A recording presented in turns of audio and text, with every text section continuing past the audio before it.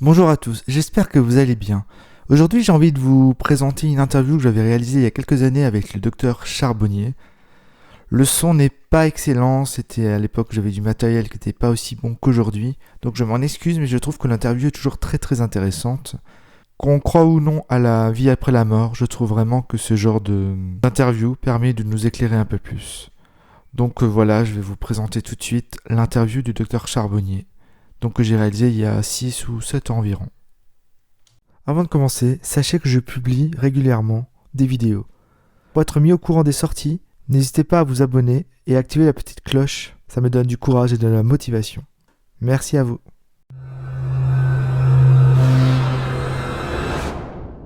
Donc bonsoir docteur Charbonnier. Bonsoir. Donc merci d'avoir accepté notre invitation. C'est moi qui vous remercie de m'accueillir chez vous. Merci. Donc vous êtes anesthésiste réanimateur. Oui, c'est ça. Et donc vous travaillez à Toulouse, hein? À Toulouse, oui. J'ai toujours travaillé à Toulouse, en fait. J'ai fait quelques petites escapades à droite à gauche, puis je suis revenu à Toulouse. Et donc l'endroit où j'ai appris la médecine, la réanimation, l'anesthésie, et voilà. Et puis après, j'ai fait un petit compagnonnage rapide, et puis je suis revenu à Toulouse. Belle région, d'ailleurs. Ouais. Donc je voulais savoir si vous vous intéressez donc au phénomène NDE. Donc en anglais ça donne... Near Death Experience. Expérience de mort imminente. Et justement, je voulais poser la question, justement, vous n'êtes pas trop d'accord avec ce terme. Non. Et je voulais savoir pourquoi. Je ne suis pas d'accord parce que c'est un terme qui est aujourd'hui dépassé. En fait, c'est Raymond Moody qui, dans les années 70, a parlé le premier d'expérience de mort imminente, parce qu'il ne connaissait pas de façon très précise l'état du cerveau de ces personnes qui ont vécu ces expériences-là. Alors, l'état du cerveau est assez surprenant. Il faut savoir que dans les 15 secondes qui suivent un arrêt cardiaque, le cerveau s'arrête. Et on a aujourd'hui des preuves bien rationnelles et concrètes de ça. On a pu mesurer les électroencéphalogrammes, ils deviennent plats dans les 15 secondes. Autant dire que la définition de la mort clinique étant l'arrêt du fonctionnement cérébral, toutes les personnes qui ont vécu un arrêt cardiaque sont bien revenues de la mort. Elles sont revenues d'une mort clinique. Parce que même dans les conditions optimales de surveillance du cœur, c'est-à-dire en milieu de réanimation, on a mesuré qu'il y avait une période incompressible de 2 minutes avant que les premiers secours se passent. Autant dire donc que toutes ces personnes sont bien revenues de la mort.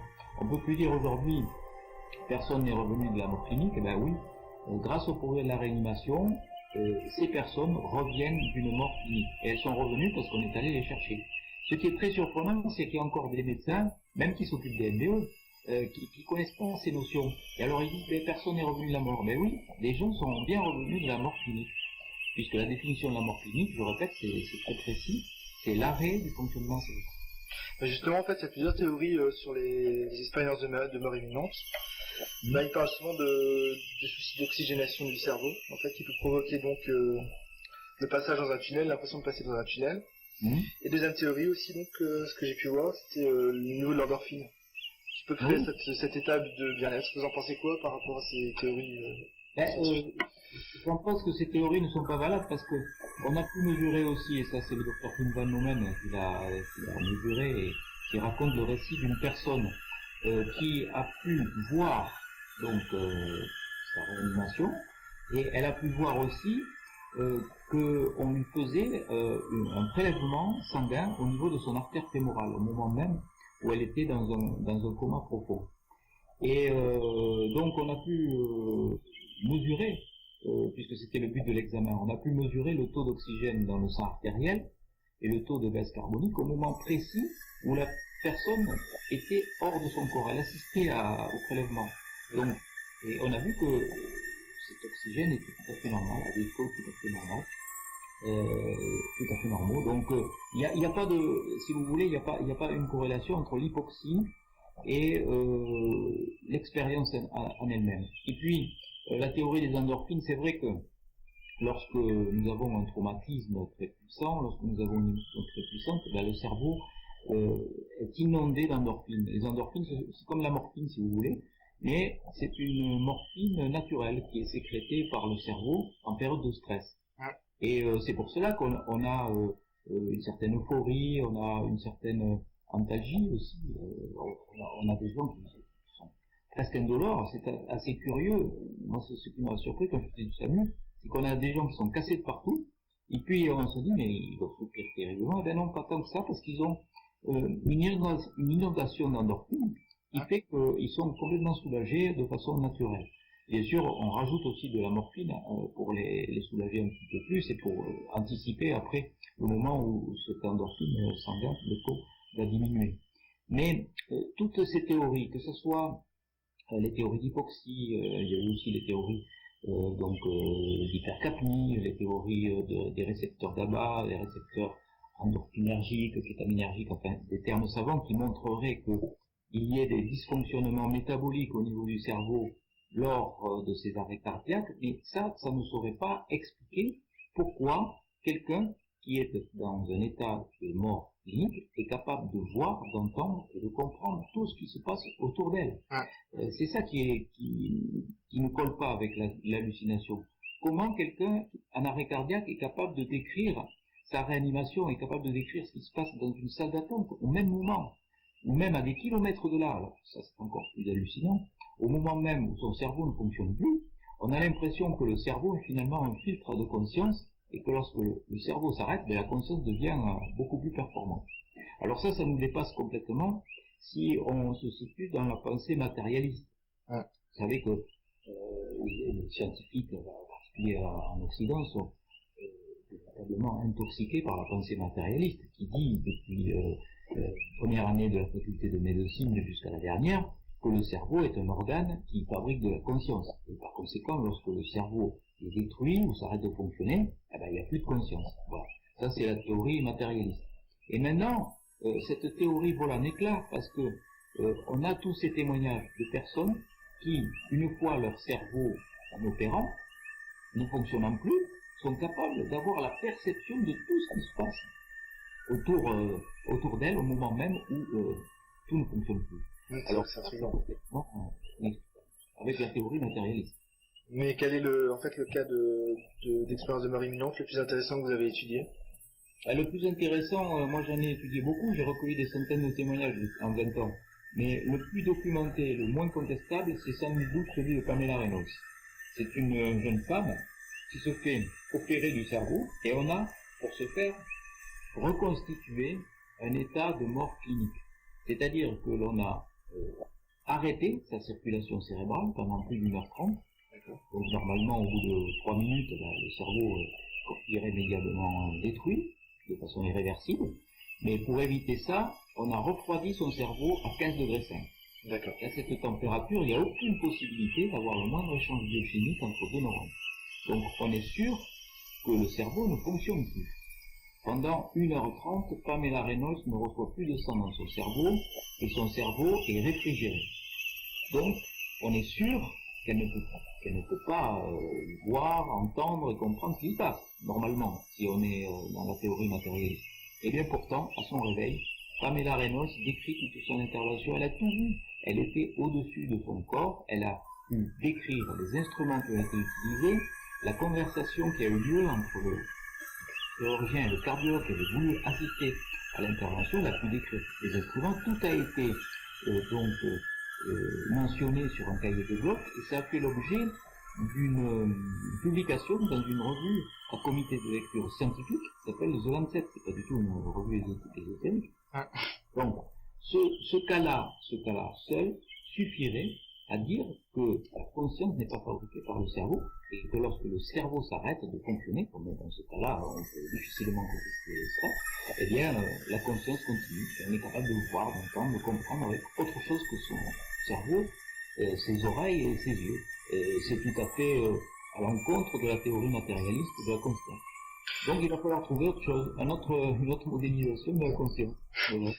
Mais souvent, c'est vrai qu'on parle d'expériences heureuses, mais il y a des fois des gens qui vivent des expériences bouleversantes, en fait, au niveau de très mauvaises, on va dire. Oui, alors peut-être pour les auditeurs, il faut rappeler de façon classique et très rapide comment se passe une expérience de mort provisoire, parce que moi j'appelle plus imminente, j'appelle ça des expériences de mort provisoire.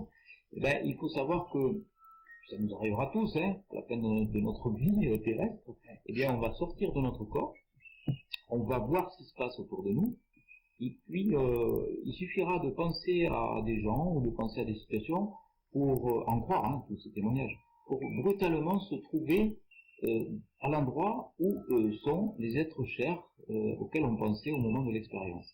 C'est assez stupéfiant, ça, ce qui se passe, c'est-à-dire que vous êtes en arrêt cardiaque, vous sortez de votre corps, vous pensez par exemple à vos parents, pof, vous vous trouvez, même s'ils sont à des dizaines de kilomètres ou des centaines de kilomètres de là, vous vous trouvez auprès d'eux, comme s'il y avait une dissociation du temps et de l'espace.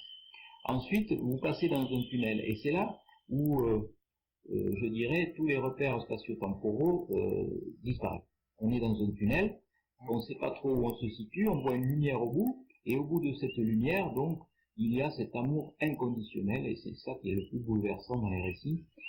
C'est un amour qui n'a rien à voir avec les amours terrestres, qui sont des amours possessifs, avec des jalousies, etc. Là, c'est un amour extraordinaire. Ils ont bien du mal à exprimer la puissance de cet amour. Il est tellement puissant qu'il va venir donner de la nostalgie lorsqu'on va la quitter. Alors ça, c'est très surprenant aussi. Nous, on est très triste de voir nos êtres chers disparaître, partir. Eh bien, eux, non, pas du tout. Quand ils sont de l'autre côté, ils sont tristes de nous voir tristes, parce qu'ils nous voient un moment, mais ils sont tellement heureux dans cette lumière qu'ils sont tristes de la quitter. Pourtant, quelquefois, ça dure que quelques millièmes de secondes, une expérience, en temps terrestre.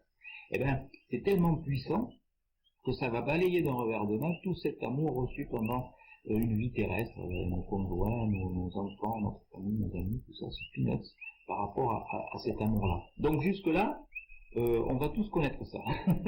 Mais après, il y a le retour. Le retour, 18% de ceux qui ont fait un arrêt cardiaque le connaissent. 20% d'après mon étude, 18% d'après celle de Philippe Van Nomen. Donc ce retour, il va être imprégné d'une nostalgie. Il y aura avant, quelquefois, des rencontres avec des êtres décédés, avec des guides spirituels, avec des anges, avec Dieu. Quelquefois, on voit aussi qu'il y a une connotation culturelle assez forte en fonction du vécu. Et puis, ce retour va se faire, donc, généralement, comme le fait, certains disent comme le fait, on voit bien que c'est douloureux, une main dans un gant, ou encore dans une combinaison trop étroite. Et la personne va retrouver toutes ces douleurs terrestres, et va retrouver, donc, toutes ces souffrances psychologiques, etc. Et puis, elle va être transformée par cette expérience qui deviendra pour toujours, et toute sa vie, l'expérience unique de sa vie, quoi. Donc, ces gens sont transformés, ils vont se détacher des valeurs matérielles de cette planète, ils vont essayer de distribuer un petit peu de ce bonheur qu'ils ont connu dans la lumière. Nicole Dron dit quand j'étais dans la lumière, j'ai entendu qu'as-tu fait de ta vie, qu'as-tu fait pour les autres. Donc après, lorsqu'ils sont revenus, ces gens-là voudront faire le bien autour d'eux. Ils voudront donc s'investir dans des œuvres caritatives, des œuvres humanitaires, certains deviendront artistes, etc. Mais ils vont se détacher complètement des valeurs matérielles. Ce qui fait que ça va, bien sûr, les changer.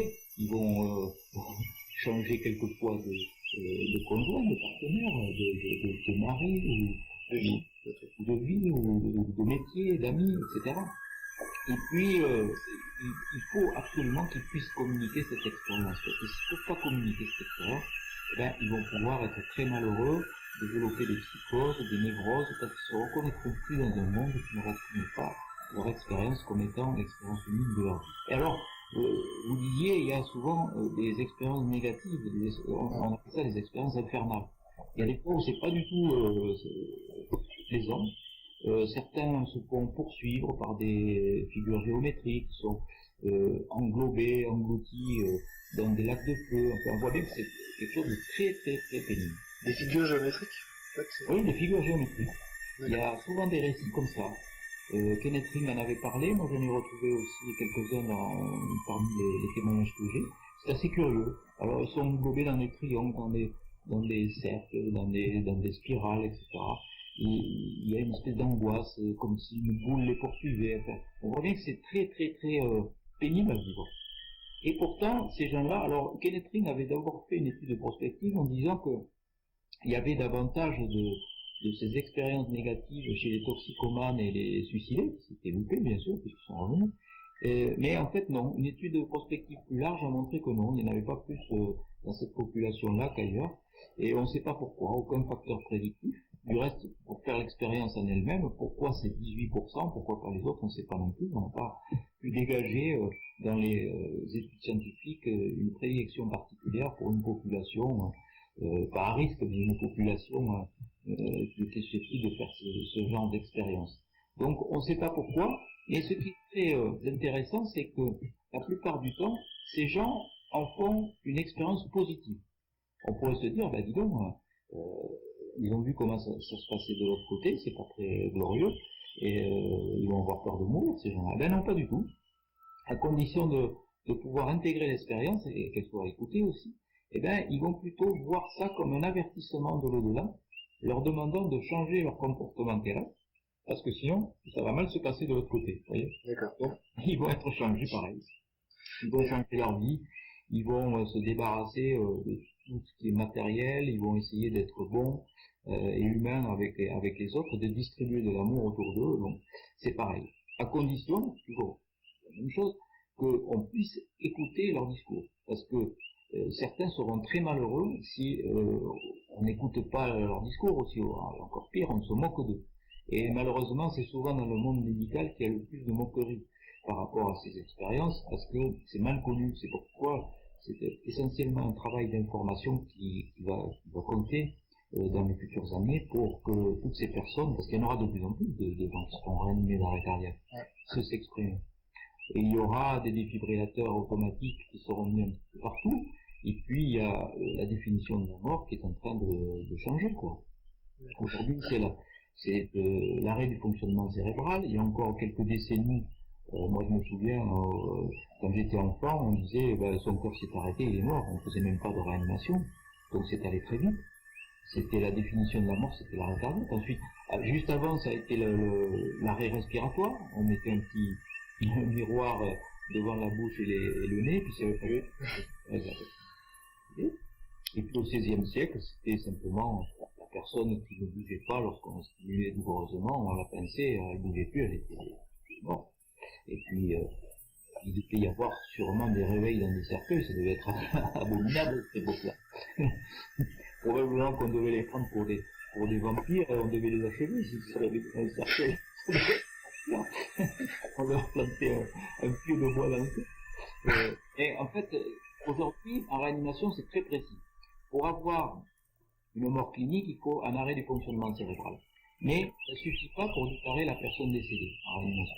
Il faut avoir un électroencéphalogramme plat pendant au moins 20 minutes à 4 heures d'intervalle, en dehors des conditions de froid ou de narcose, c'est-à-dire le produit qu'on a injecté pour faire dormir les gens. Si on a ces conditions-là, on considère qu'on ne sait plus faire, on ne sait plus réanimer, donc on peut débrancher un respirateur ou on peut élever les organes. Voilà, ça se résume à ça. Donc vous voyez que ça évolue et il est probable que d'ici quelques décennies, la définition de la mort va encore bouger. On va encore bouger les lignes de cette frontière. Mais oui, ces personnes qui ont vécu des arrêts cardiaques sont bien revenues d'une mort clinique. C'est pas jouer sur les mots, c'est la vérité. Ils sont revenus de la mort et elles nous racontent dans 18% des cas de comment ça s'est passé. Donc c'est passé émouvant de l'entendre, si tu veux. Mais est-ce que ça touche toutes les religions, on va dire Alors oui, ça touche toutes les religions. Là aussi, Pim Van Neumann a fait une étude prospective très intéressante puisqu'il a essayé de voir s'il y avait une prédilection par rapport aux religions. Non, il y en a autant chez les bouddhistes, chez les musulmans, chez les protestants, chez les catholiques. Le côté religieux ne va pas être renforcé, c'est plutôt le côté spirituel. Ça n'a rien à voir, la spiritualité et la religion, parce que la spiritualité, la définition que donnent les expérienceurs, c'est plutôt être dans la reliance avec les forces cosmiques et telluriques. C'est comme ça qu'il l'exprime, c'est pas moi. C'est pas du tout être dans les dogmes, c'est pas du tout être dans les sanctions disciplinaires, dans la hiérarchie sociale, comme c'est le cas dans toutes les religions. On peut être religieux et spirituel, c'est vrai, mais bien souvent, on a des religieux qui sont pas très spirituels, quand ils se massacrent entre eux. On peut avoir aussi des gens qui sont dans la spiritualité et qui n'ont pas de religion du tout, qui ne se sentent pas concernés par aucune des religions. Donc c'est complètement différent. Ils vont être transformés. Kenneth Ring a étudié ça de la façon suivante. Ils vont être persuadés qu'il y a une vie après la mort, tous. Moi, j'ai fait une étude à ce sujet, 100% sont sûrs que la vie ne s'arrête pas au moment de la mort. Il n'y en a aucun, j'en ai rencontré aucun, mis à part un seul qui s'appelle Philippe Labro, et qui, je pense, n'a pas vécu l'expérience, parce que c'est pas possible. Je n'ai jamais rencontré quelqu'un qui coûte à ce point. Philippe Labro, quand vous l'interviewez, il a écrit un livre qui s'appelle La Traversée, et il dit, je sais pas si j'ai été victime d'une hallucination, si j'ai rêvé ou pas. Ça, c'est pas le discours d'un expérienceur. Quelqu'un qui a véritablement vécu l'expérience, il est sûr qu'il n'a pas rêvé, il est sûr qu'il n'a pas été victime d'une hallucination, il est sûr qu'il y a une vie après la mort. Donc déjà, ces trois items, Philippe Labro ne les a pas. Donc il devrait être exclu de ces témoins qui ont vécu l'expérience. Et bon, c'est toujours pareil, comme c'est un homme public et connu, chaque fois qu'il y a un expérienceur à montrer à la télévision, eh ben c'est lui qu'on voit. Ben, désolé, mais c'est pas un expérienceur. Il n'a pas. Enfin, il suffit de demander à des médecins qui s'intéressent de près au sujet pour reconnaître que lui, il n'a pas du tout les fameux critères de Grayson pour être homologué comme un expérienceur. Voilà. Mais malheureusement, vous savez, des informations, elles sévissent partout. Ah, malheureusement. Ah. Mais qu'est-ce qui vous a poussé, en fait, dès le départ, à vous intéresser à ces expériences de mort imminente? Ben, moi, c'est une expérience personnelle que j'ai vécue. Et je m'aperçois que tous mes collègues qui s'intéressent à ce sujet ont vécu quelque chose de transcendant, on peut appeler ça comme ça. Quelque chose de transcendant qui les a transformés et qui a changé leur façon de voir les choses. Melville Morse a vécu quelque chose de particulier avec son père, qu'il exprime régulièrement. Melville Morse est un chercheur qui s'occupe de ça aux États-Unis, que j'ai rencontré au cours d'une conférence qu'on faisait ensemble en Belgique, et il a vécu un événement transcendant. Mario Beauregard, que j'ai aussi rencontré au Canada, où j'étais invité à faire des conférences sur ce sujet, a vécu une expérience de mort imminente alors qu'il était enfant. Toutes les personnes qui s'intéressent à ça, et lui il a consacré une bonne partie de sa vie à cette étude. Et moi j'ai vécu une expérience personnelle en SAMU, je vais vous la raconter rapidement, un fait complètement de la vie. Avant j'étais plutôt un matérialiste, un rationnaliste matérialiste, je pensais que le cerveau est un organe qui fabriquait la conscience, comme la majorité de mes collègues actuellement, médecins, et que lorsque le cerveau s'arrêtait, ben, la conscience s'arrête aussi, quoi. Et voilà. Et j'ai vécu quelque chose qu'on peut appeler, que Raymond Moody appelle maintenant des expériences de mort partagée. À l'époque où je l'ai vécu, ça n'existait pas, cette terminologie. Moi je l'appelle les expériences de perception mortuaire, et j'en parle dans mon prochain livre, les 7 bonnes raisons de croire en l'au-delà, qui sortira le 13 janvier chez Daniel. D'accord. Il y a un petit teaser amusant sur mon site, on peut taper mon nom, voir mon site. Vous pouvez rappeler votre site sinon? Oui, bah alors mon site c'est facile, c'est www.charbonnier, charbonier.fr, et là il y a toutes des informations sur mon travail, sur mes recherches, sur les livres que j'ai déjà publiés, et les films que j'ai fait sur ce sujet. Donc pourquoi j'ai fait tout ça? Ben, parce que lorsque j'ai débuté mes études, enfin, j'étais plutôt à la fin de mes études médicales, j'allais faire la médecine générale à la campagne, et puis j'ai voulu m'inscrire dans un stage de SAMU. Et dans ce stage de SAMU, il m'est arrivé quelque chose qui a changé ma vie. Après ce quelque chose qui a changé ma vie, j'ai voulu devenir réanimateur pour savoir comment la conscience fonctionnait, et j'ai voulu m'investir à fond sur ces expériences de mort imminente en étudiant, en faisant des recherches. Alors je vous explique, c'était en SAMU, c'était un accident grave, comme il y en a souvent, c'est-à-dire qu'il y a beaucoup de monde, c'est-à-dire qu'il y a beaucoup d'émotions, il y a beaucoup de panique aussi, des gens qui courent dans tous les sens, il y a des gyrophares. Et j'étais seul à gérer cet accident parce que tous mes collègues médecins étaient pris. Et puis il y avait déjà 2 cadavres allongés sur le bord de la route, recouverts d'un drap blanc, et ce pompier qui me dit, docteur, venez en bas, il y a quelqu'un qui est resté coincé dans la voiture, il faut venir le chercher. Et donc, dans ce contrebas, il y avait donc le fossé, et puis il y avait ce cube de métal, on avait découpé un trou, et puis je suis passé dans ce trou avec ma mallette, et je suis tombé sur ce jeune, une vingtaine d'années, qui était coincé dans les tôles jusqu'à la partie inférieure de son thorax. C'était très émouvant parce que il était livide et il était conscient. Et puis moi, je devais le sauver. En gros, c'était ça la situation. Autrement dit, il fallait que je le perfuse rapidement.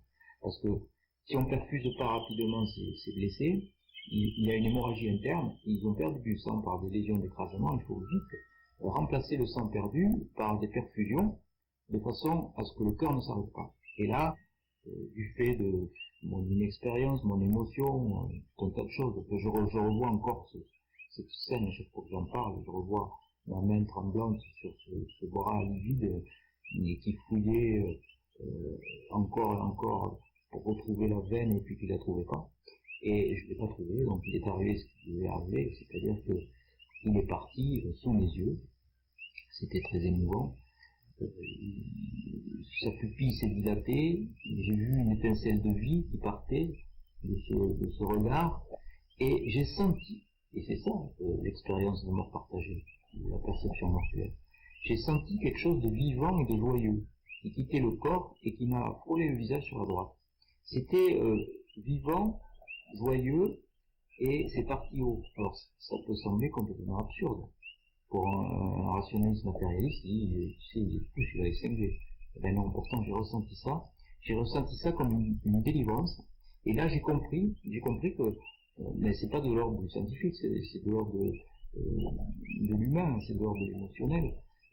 J'ai compris comment nous étions faits, en fait. Nous sommes un véhicule terrestre habité par une entité, et cette entité quitte le corps au moment de la mort. Ça m'a semblé d'une logique implacable à ce moment-là. Justement, vous parlez justement du souffle de vie en fait qui est encore, qui a pu être ressenti par les soignants. Oui. C'est le même phénomène alors Ben, c'est le même phénomène, et je me suis souvenu du livre de Moody, où ces gens disaient sortir de leur corps par le haut de leur crâne, comme je l'avais ressenti moi, et ça collait, quoi. Donc je me suis replongé dans toutes ces recherches, dans toutes ces études faites par Moody, je me suis précipité sur les bouquins, parce qu'à l'époque il n'y avait pas les ordinateurs, et j'ai commencé à écrire sur ce sujet, à essayer de collecter des témoignages, etc. Vous voyez, c'est un moment que ça dure.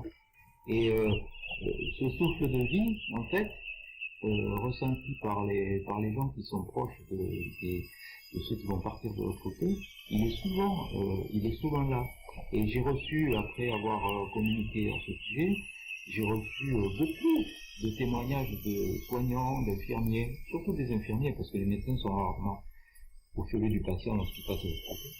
Et même des familles qui me disaient avoir elles-mêmes ressenti ce fameux souffle. Alors certains ont eu des visualisations de brouillard, de fumée, des impressions lumineuses aussi, quitter le corps au moment de la mort. Jean-Pierre Postel, qui est un anesthésiste, qui est chef de service à Sarlat, en Dordogne, secteur de réanimation, a lui ressenti la même chose. Il a vu une fumée qui partait du corps de son père, et il s'est retrouvé dans le tunnel des fameuses MDE avec son épouse qui était à ses côtés, qui est médecin, et son fils qui est infirmier, qui était aussi à ses côtés.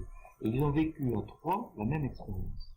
Ça, c'est très troublant parce que là, on ne peut pas parler du dysfonctionnement cérébral des trois personnes simultanément, tout à fait saines de corps et d'esprit, il n'y avait pas de manque d'oxygène dans la pièce, il n'y avait pas.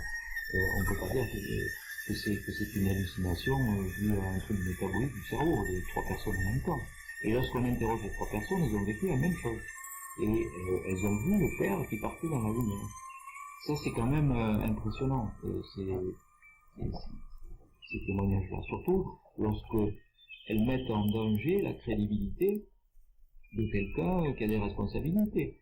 Je veux dire, ce médecin, le docteur Postel, Jean-Pierre Postel, c'est quand même quelqu'un qui a des responsabilités, les chefs de service d'unité de réanimation, bon, communique dessus, il a écrit dessus, moi-même il m'a donné l'autorisation de publier son témoignage, donc c'est courageux de sa part, mais c'est risqué aussi.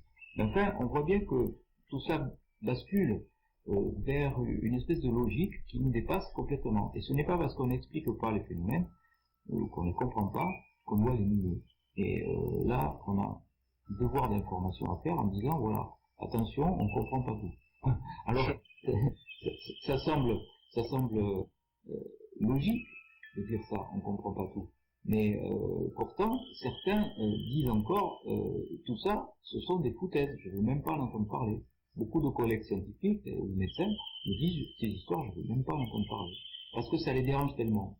Étant donné qu'ils ne l'expliquent pas, et que ça met à mal tout ce qu'ils ont appris sur les bancs de la faculté, eh bien, ils préfèrent ignorer l'information, l'occulter, la négliger, c'est tellement plus facile comme ça.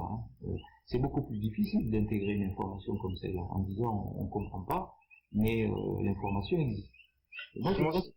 Oui. Pardon. Oui, je dis, moi je pense que quand on est un scientifique intellectuellement honnête, on ne doit négliger aucune information.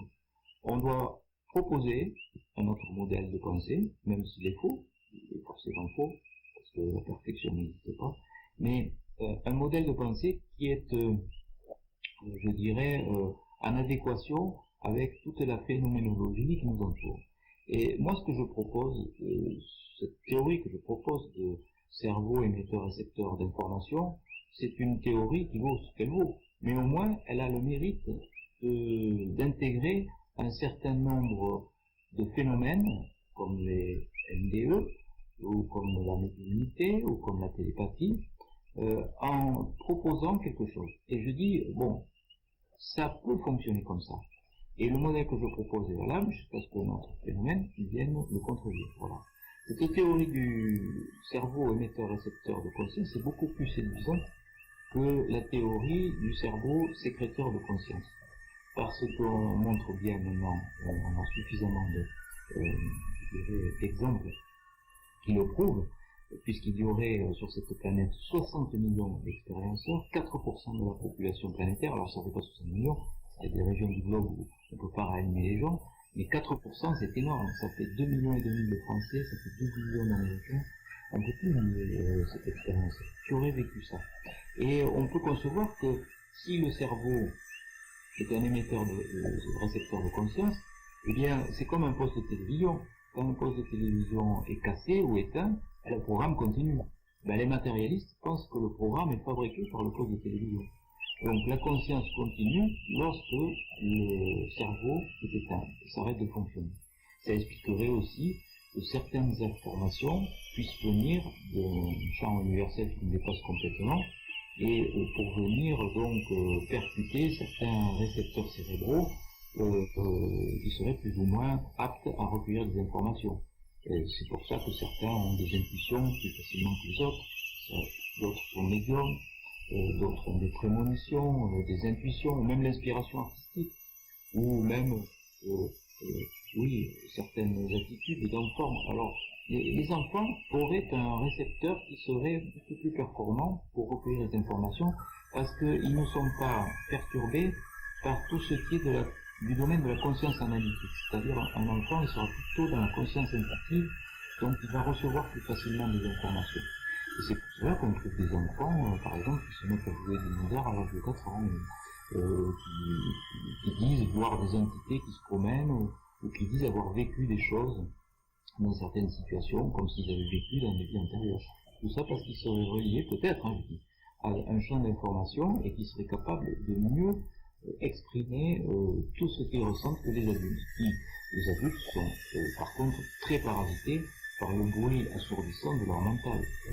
Un adulte, il a une intuition comme ça, une prémonition, une visualisation, il a sa conscience analytique qui tout de suite va chasser l'information. On va dire non, elle va occulter tout ça et il ne va pas percevoir ça. À moins de se mettre en état de méditation ou d'écoute, on est très imperméable à toutes ces informations. Alors, il y a plusieurs états cliniques de ces expériences de mort imminente.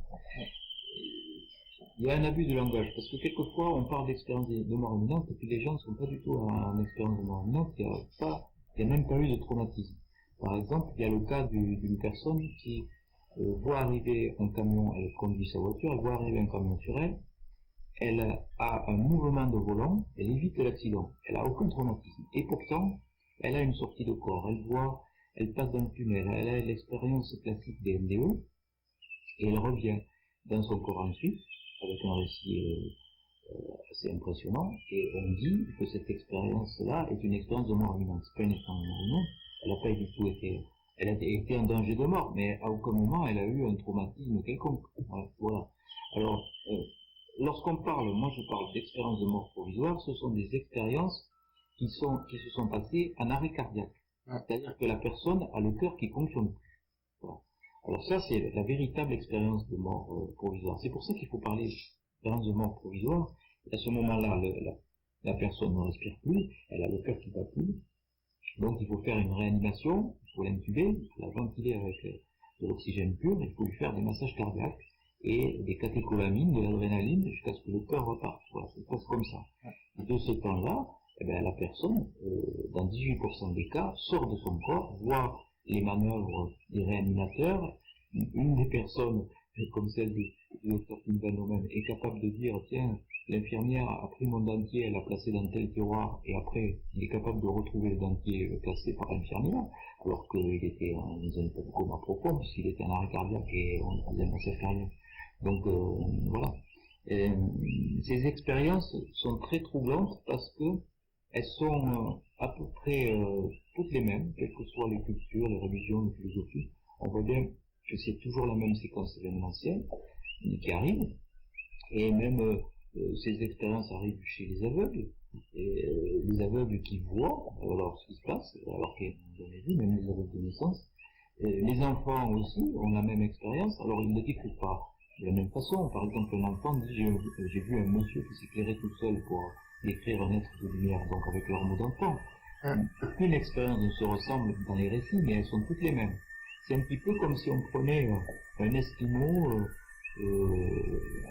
un Parisien, et puis, je sais pas moi, un Sénégalais, et qu'on envoie à Venise. Il y aurait 3 discours différents, ou 4. Et en fait, on verrait au bout du compte qu'ils sont bien tous allés visiter Venise, parce qu'il y aura quand même des points communs, mais avec des discours différents. Voilà, c'est tout à fait ce qui se passe chez ces gens-là, lorsqu'on recueille toutes ces expériences. Alors moi, j'en reçois beaucoup. J'en reçois tellement que je peux pas les analyser. Donc là, je viens d'intégrer un groupe de travail qui s'appelle le CEMI, le Centre d'études des expériences de mort imminente, dont le siège social est à Paris. C'est le professeur Marc-Alain Descamps qui s'occupe de ça. Donc là, je pense qu'on va démarrer un bon travail. Le CEMI a des antennes un petit peu partout dans le monde. C'est un groupe de travail qui est internationalement reconnu, qui est ouvert sur plein de pistes. Et c'est ça qui m'intéresse. Bien souvent, les gens qui s'intéressent à ça, les groupuscules qui s'intéressent à ça, sont bloqués dans des dogmes, dans un excès de scientisme, alors que le CENI est vraiment ouvert à toutes les pistes, y compris même les pistes du monde spirituel. Donc moi, ça m'intéresse beaucoup de rechercher avec des gens ouverts, de ne pas se bloquer dans des dogmes, dans des principes. Et il faut étudier de façon rigoureuse tous les phénomènes. Il y a Michel, Paul, Tabucchi pour le faire. Donc ça, c'est mis. Il y a des psychologues, il y a des médecins qui travaillent dans ce groupe. Mais il faut aussi être suffisamment ouvert à toutes les pistes.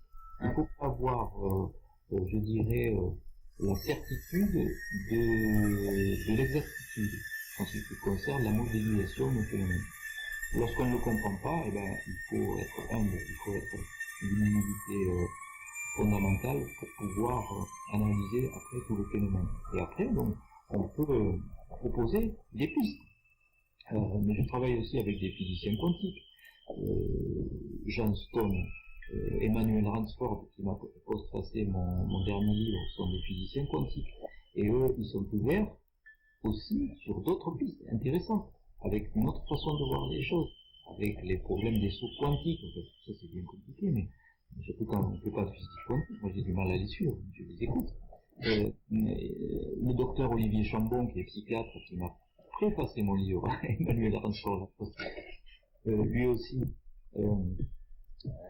est très ouvert à tous ces mondes-là. Donc je crois que c'est pas parce qu'on est un scientifique qu'on doit être un scientiste. Et malheureusement, la majorité des scientifiques qui s'occupent de ça, aujourd'hui, sont essentiellement des scientistes. C'est-à-dire, ils sont coincés dans des modèles de pensée et on ne peut pas leur faire sortir de ces modèles de pensée-là. Donc moi, je me suis reconnu dans le CENI parce que c'est vraiment un groupe de recherche international avec des antennes de recherche un petit peu partout dans le monde et puis avec des gens ouverts surtout. Parce que sinon, on tourne en rond. Vous savez, il y a encore beaucoup de temps avant qu'on comprenne qu'il est nécessaire de changer de modèle de pensée en ce qui concerne la mort. Ah. Il y a toute une série d'expériences qui sont menées maintenant avec des cibles cachées, placées au-dessus des comateux, etc. Mais je pense que la pensée matérialiste intoxique tellement les gens, les observateurs, que si un jour il y a un comateux ou un expérienceur qui visionne une cible et qui la visualise et qui raconte ce qu'il a vu, même si c'est exact, eh bien, personne ne reconnaîtra l'expérience comme valide, parce que il est beaucoup plus simple de nier l'expérience. Il sera beaucoup plus simple, donc elle sera violemment attaquée, cette expérience, c'est sûr. J'ai mis beaucoup de doutes sur la validité de cette expérience, à cause de ça. Donc, l'essentiel du travail, ça sera un travail d'information. Plus qu'un travail d'investigation, ça sera surtout un travail d'information, de dire aux gens, voilà où nous en sommes aujourd'hui, nous avons suffisamment de preuves scientifiques que la vie continue après la mort clinique. Ça, c'est pas du tout utopiste de dire ça, c'est pas du tout une escroquerie que de dire ça. Pourtant, on m'a traité d'escroc, je veux dire, lorsque j'ai publié ce livre il y a 2 ans maintenant, en 2008, même pas 3, les preuves scientifiques d'une vie après la vie, mais j'ai reçu des lettres d'injures, des menaces de mort. C'est incroyable, la violence qu'a suscité ce livre, des torrents de haine qui ont été déversés sur moi en disant que j'étais un charlatan, que je faisais du fric, avec mes livres, que je... Non mais c'est d'une violence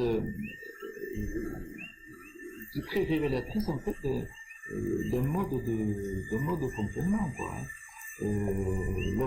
Lorsque l'on dit ça, ça veut dire que tout le monde matériel s'effondre. Puisque la pensée matérialiste qui dit que le cerveau fabrique la conscience, elle est plus valable. Alors, à partir de là, ça met à mal tout le système social. Ça veut dire qu'il faut se détacher des valeurs matérielles. Ça veut dire que notre vie qui est axée sur les valeurs matérielles serait complètement ridicule. D'ailleurs, on le voit qu'elle est ridicule, puisque en ce moment, on voit l'effondrement de toutes les valeurs matérielles sur la planète. Et il y aura forcément l'émergence d'une certaine spiritualité. Qui sera peut-être secondaire aux informations scientifiques que l'on donnera à ce sujet. Bon. Ça évolue vite et c'est à mieux. Une étude statistique a montré en 2008 que 39% des gens croyaient à une vie à l'au-delà, à une vie après la mort et à une vie dans l'au-delà. On avait fait 26 ans avant la même enquête d'opinion et on avait montré qu'il y avait seulement 4% de moins de personnes qui pensaient la même chose. Et pourtant, on pourrait croire le contraire. Ben oui, parce que ça montre que en 26 ans d'évolution, il y a eu 4% de plus de gens qui pensaient que la vie après la vie existait et que l'au-delà existait. Donc, on voit bien que c'est pas du domaine de l'ignorance, puisque les sciences ont plutôt progressé, que le savoir scientifique a plutôt progressé, eh bien, ça va plutôt dans ce sens. Et alors, ce qui est le plus surprenant, c'est que 4 ans après, donc en avril 2011, la même enquête d'opinion a été faite et 53% des gens pensent actuellement, donc la majorité d'entre nous, pensent qu'il y a une vie après la vie, que l'au-delà existe. Donc c'est quand même démonstratif, ça veut dire que plus de 3 fois plus en 4 ans qu'en 26 ans. Ça progresse à une vitesse colossale.